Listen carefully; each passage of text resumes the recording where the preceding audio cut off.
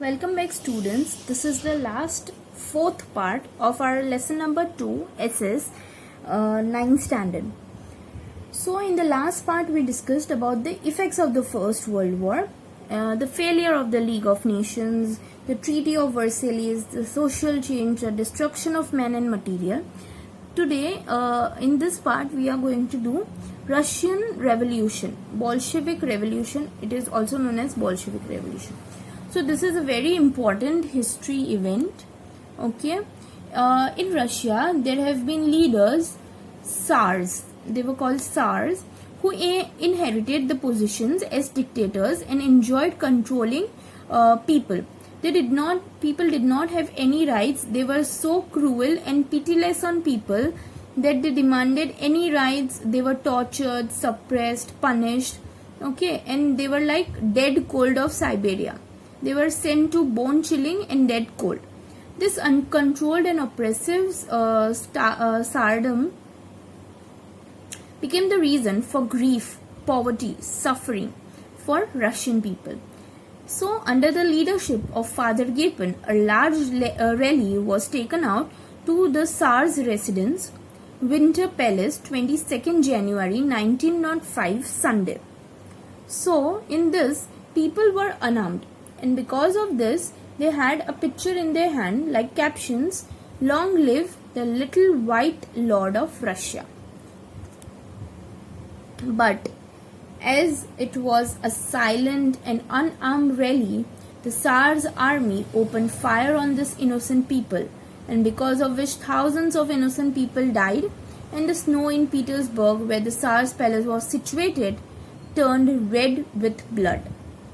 This day is also known as Bloody Sunday in history.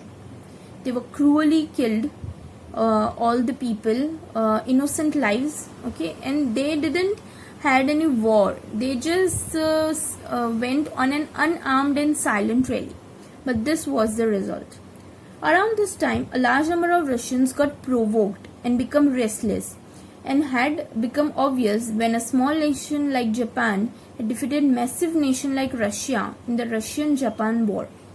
In order to pacify the angry Russians, an announcement to call for a Duma legislative assembly, which had not been called for years, was still made. So eventually, 4 such Duma were called, but before it can take steps to satisfy the citizen, it were called off. That it was asked to come back. So, moving on 8 March 1970, the oppressed workers of Petrograd called for a strike. And here, the Tsars sent their troops to contain this event, but the army refused to shoot these people. As a result, the revolution began. So, when the Tsardom fell, when the rule of the Tsars, the Russian cruel leaders, fell, the power fell into the hands of the Kerensky leader of Menshevik group. Now this Menshevik group, as you can see here, the Menshevik group were the minority. Okay, after the Tsar, the Kerensky leader came into power, and except for Lenin, everyone in Russia was happy. But Lenin believed in the importance of laborers as propagated by Karl Marx. Lenin convinced everybody to encourage laborers, while the Menshevik believed still in the importance of middle class. So as a result, Lenin encouraged the Bolsheviks against the Mensheviks. Mensheviks were the minority in the hands of Kerensky as a leader, and Bolshevik was against them. So they declared a final revolution and got the reins in his hand. So because the power at the end went to the Bolshevik hands, it is known as Social Bolshevik Revolution. Okay. See, this is Kerensky, leader of the Menshevik group. Okay. And this is Lenin, who encouraged people. Here's a picture. He used to tell people, make them understand about the happenings and the advantages if they start for a revolution. Okay. So thus 300 years old Tsars came to an end, first time in Russia, and now Russia was without a cruel leader. So The last part, the last topic of this chapter is the League of Nations. So horrors of World War I emerged with an immediate need of world peace. Okay, there were many destructions. There were fatherless children. There were destruction to material. Many destructions were there. So all the nations together decided for a peace process, where American President Woodrow Wilson contributed immensely in this.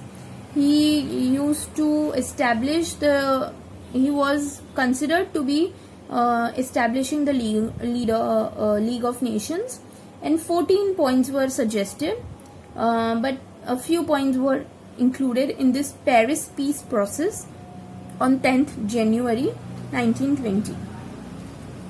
This is Woodrow Wilson, who played an immense role in League of Nations, but it is believed that League of Nations wasn't a good idea overall. Because of League of Nations, there was a situation of Second World War. See, this is the Paris peace process meeting, okay, where the experts of different nations met.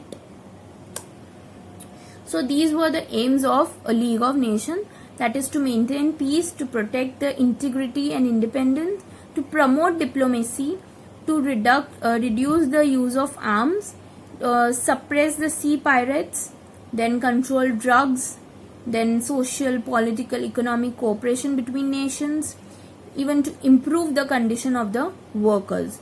And the last one, to preserve the achievement of the Paris Peace War.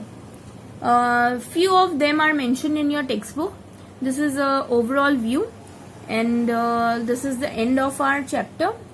Okay, thank you.